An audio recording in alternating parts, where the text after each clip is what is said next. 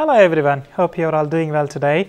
And now you are with Rajakumar Gururu on the topic descriptive writing. We're talking too much about communication these days. Well, communication is nothing but communication is art of speaking. Communication is nothing but art of expressing. So when we talk about communication, most of the times we talk in terms of listening, speaking, reading and writing. And most of the times people concentrate on listening, speaking and reading and neglect most of the aspects of writing. That's bad. Most of the people communicate through writing. If you don't write well, we cut off ourselves from large community. And therefore, it proves that writing skill is vital in communication. Well, there are different kinds of writing. First one is expository writing. Second one is a descriptive writing. A third one is a narrative writing. And number 4 is persuasive writing. Number 1 is expository writing. And here, the writers explain and sort of inform about the subject. And about the descriptive writing, here the writer describes a person, a place or a thing in a more natural manner. In a narrative writing, it's like telling a story to people. The writer uses all sorts of techniques, writing techniques to tell a story. And the last one is a persuasive writing. Here, the writer tries to argue against the topic, and he tries to convince the readers from his point of view.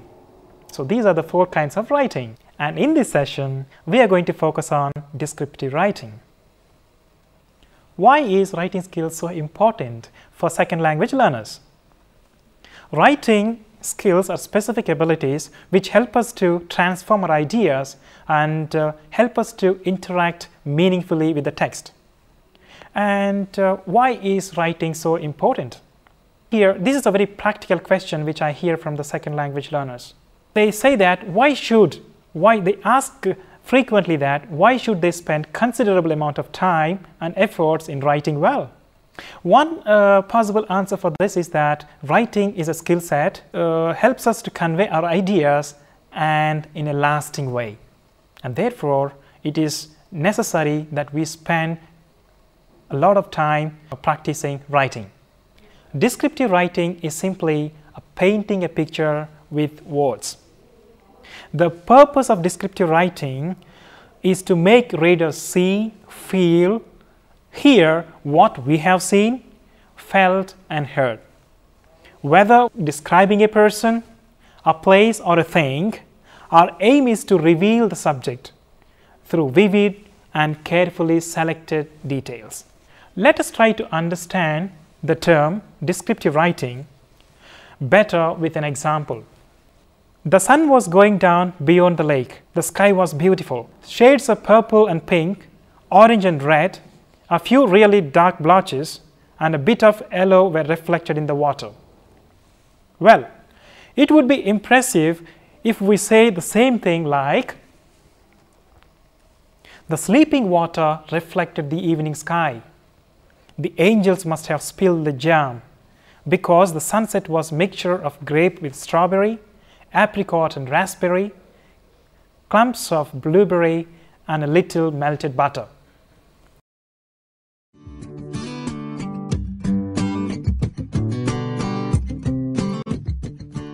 A description like this is very colorful and much easier for the reader to visualize. Characteristics of descriptive writing. Descriptive writing is an art because it is painting a picture with words. But good descriptive writing covers much more than how something looks. Some of the good descriptive writing are as follows. Number 1, a good descriptive writing includes many vivid sensory details that paint a picture and appeal to all the readers. When we write descriptively, we add details. A good descriptive writing uses 5 senses. We talk about what things feel like, taste like, smell like, look like, and sound like. Descriptive writing includes concrete details.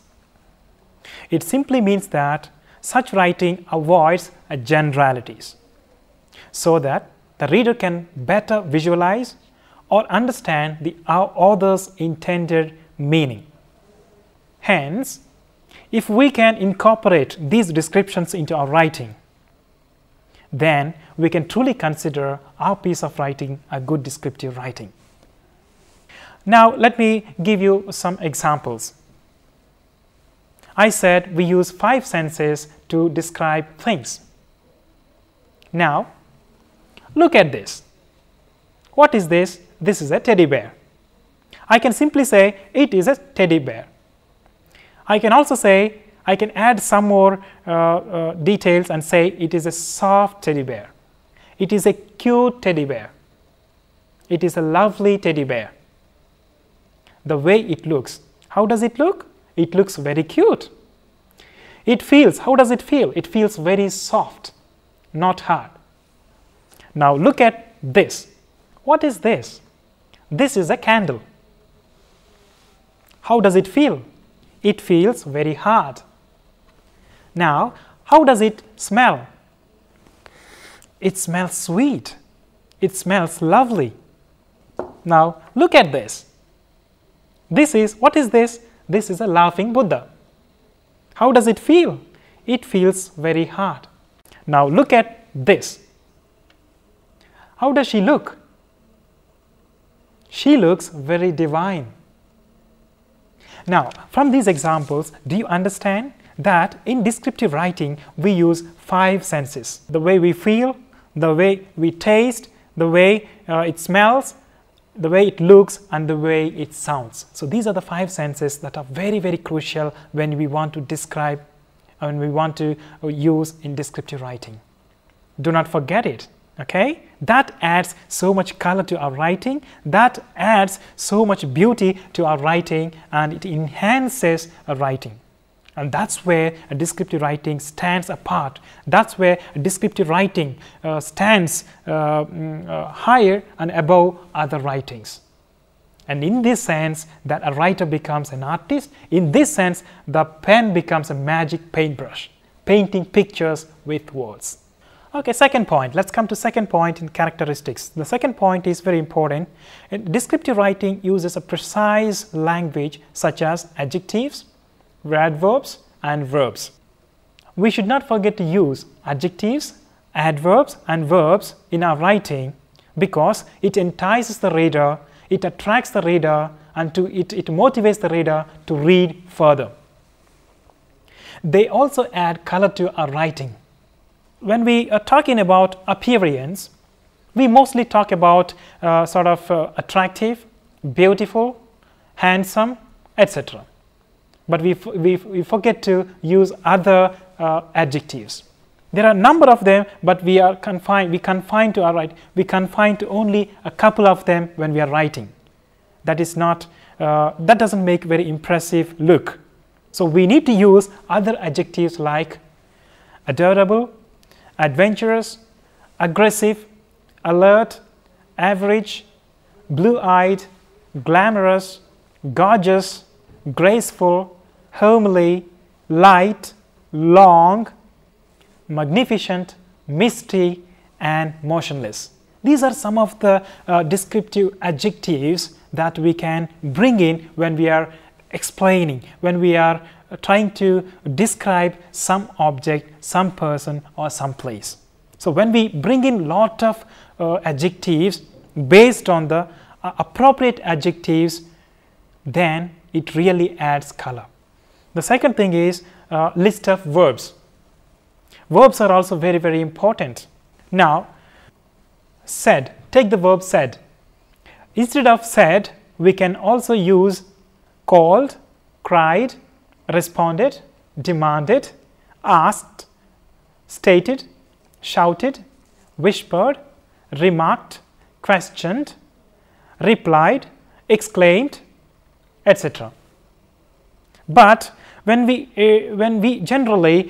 use verb like instead of said, we tend to use only a couple of them again. For example, called. That is a very common thing that we use in our writing.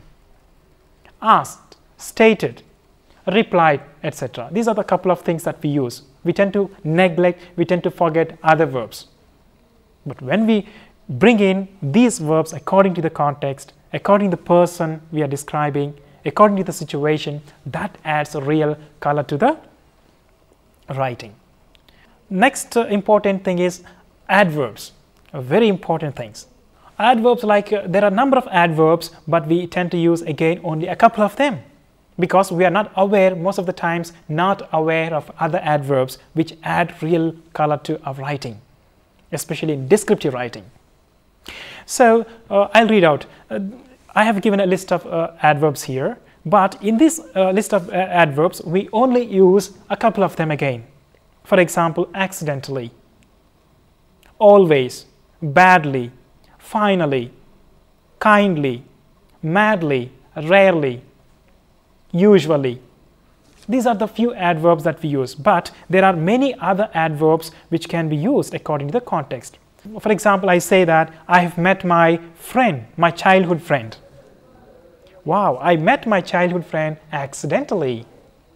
It happened accidentally, unexpectedly. Therefore, I can use I have met my childhood friend in the supermarket accidentally. And also gracefully. Suppose you look, you were witnessing a dance program, and after that you want to compliment. You can say that the girl or the woman danced very gracefully.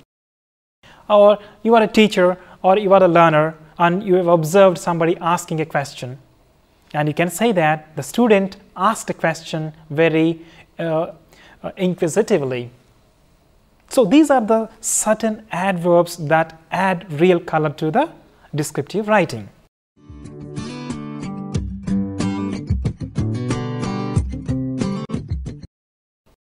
Okay, the third point. It takes us to the third point. Descriptive writing makes use of figurative language such as similes and metaphors to help paint the picture in the reader's mind. So similes and metaphors are other colorful terms, that colorful words or aspects that add a real color and real color to the writing. Similes and metaphors can be used to convey ideas as well as images. For example, I am a camera with its shutter open, quite passive, recording, not thinking. This is a sentence. So here we can imagine the speaker's or the writer's state of being. He compares himself with the camera, where he says that I am a camera with its shutter open, quite passive, recording, not thinking. So here this sort of metaphor, comparison helps us to understand the state of being of the writer. Metaphors and similes can not only make our writing more interesting, but also help us to think more carefully about our subjects. A comparison like the following, for example, might appear in an early draft of a paragraph or an essay. For example, Lalita sang like a bird. But as we revise our draft, we might try adding more details to the comparison to make it more precise and interesting. We might want to change it. We might want to add some more color by adding some more descriptive to it. So we can say that when Lalita sang, she sounded like a bird swinging on a tree. This particular sentence really sounds good. Now here are some more a list of commonly used similes and metaphors. For example, she swims like a fish. Sumit is as wise as an owl. Peter laughs like a hyena. It's as easy as ABC. The world is like a stage. So these are some of the similes. And a few metaphors. He was a lion in the fight.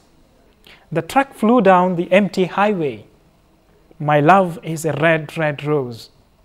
The boy told his mother a white lie. The thief was caught red-handed. So these are some of the metaphors. So when we are using these similes and metaphors, our writing becomes really colorful and really interesting, that attracts the readers further? Well, the fourth characteristic of descriptive writing is well organized. Some ways to organize descriptive writings are chronological time, spatial, and order of importance. So these are the three important things. The first one is chronological, that is time. Next one is the spatial, that is location. And the third one is the order of importance. We need to describe all these things in an order.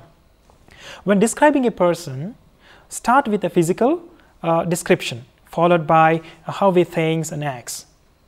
Here we can choose one of the two types to describe a person, a place, or a thing. That is the objective description. Here, objective description attempts to reveal a thing as it really is, how it would seem to anyone else. Objective description is more factual. The second one is a subjective description. Subjective description includes the writer's particular point of view or emotional reaction, how things seem to the writer. He feels and then he expresses it. He gives life to the person he is describing.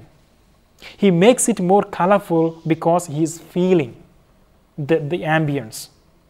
And therefore, the subjective description is more vital. The subjective description is more crucial in a descriptive writing.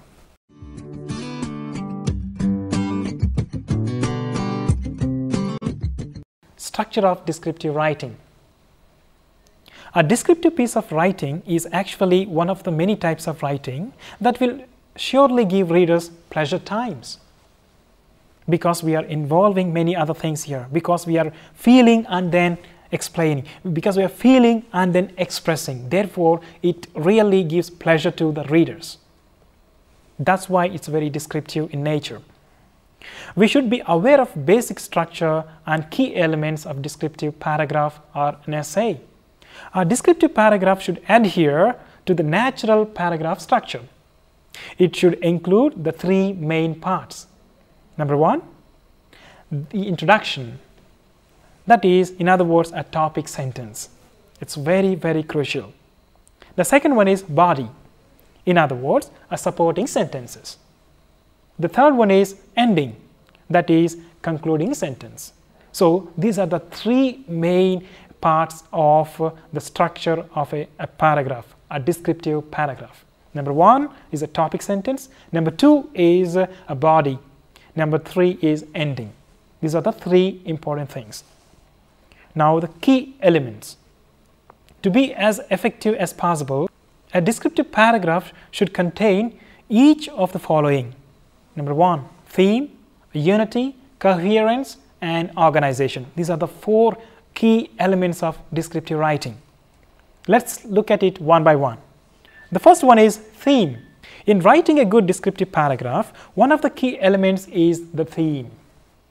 One paragraph must contain one theme or one topic.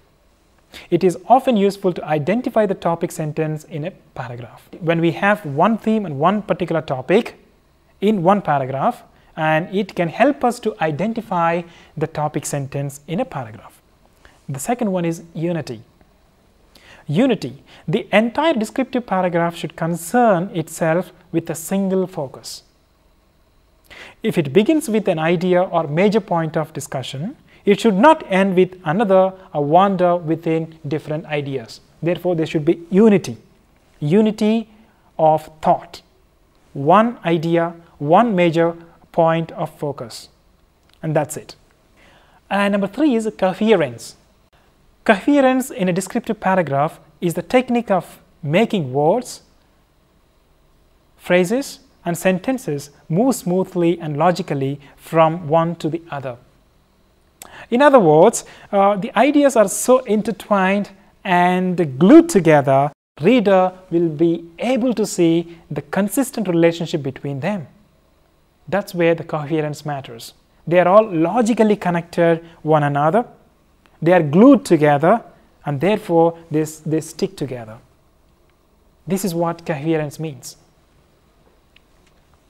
And it also helps the reader and reader will be able to see the link one after the other, and he'll be better able to understand.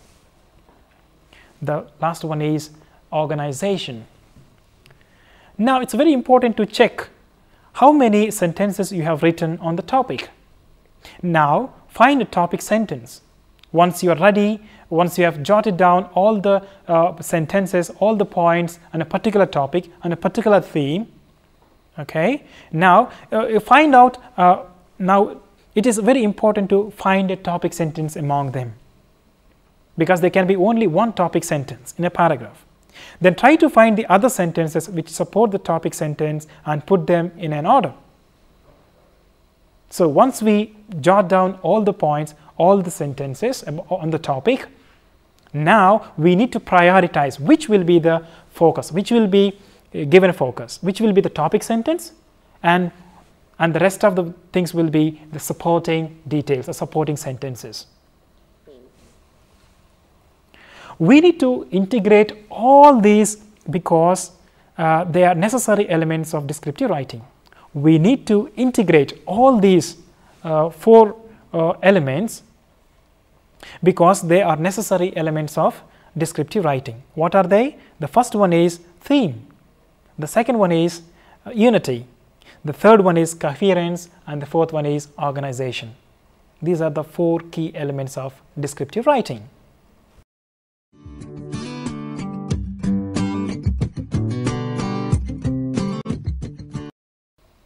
Now let us look at strategies of descriptive writing. There are many important strategies that strengthen descriptive writing. Descriptive writing is engaging, powerful, and enticing. When I say engaging, the writer involves himself. He engages himself with the nature, with the reality, and then and he comes out with the natural feelings.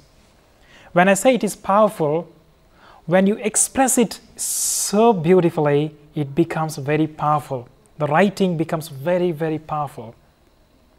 And when it becomes powerful, and it entices the readers.